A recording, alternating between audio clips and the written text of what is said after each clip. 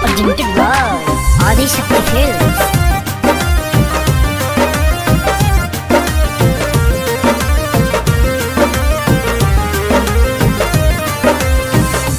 जीजा तोहरा पिचू करके सवार हुई याद रही। जीजा तोहरा पिचू करके सवार हुई याद रही। तो शादी भइलो के बाद हुई याद रही। हाँ शादी भइलो के बाद हुई याद रही।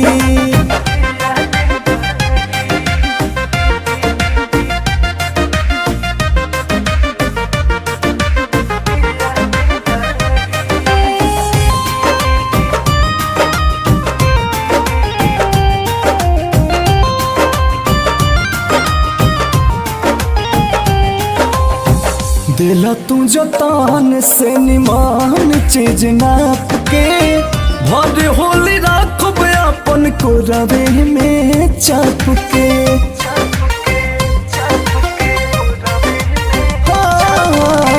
दिला तू जतान से निमान चीज नाप के भर होली राखब अपन को रवे में चाप के। जिया जिया जी जा रहा सही आबाद होई याद रही। हरता जिया जिया जी जा रहा सही आबाद होई याद रही। शादी भइलो के बाद होई याद रही। तो शादी भइलो के बाद होई याद रही।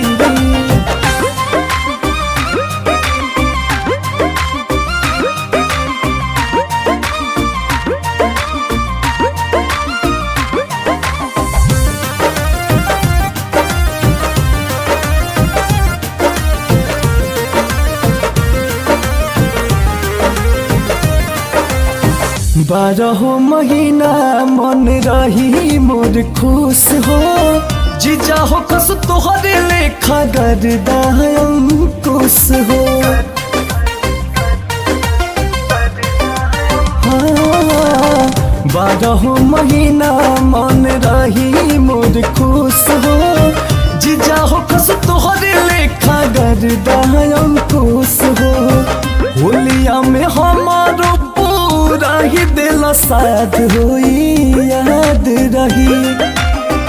होलिया में हमारो पूरा ही दिल साथ होई याद रही। तो शादी भइलो के बाद होई याद रही। हाँ शादी भइलो के बाद होई याद रही। Presented by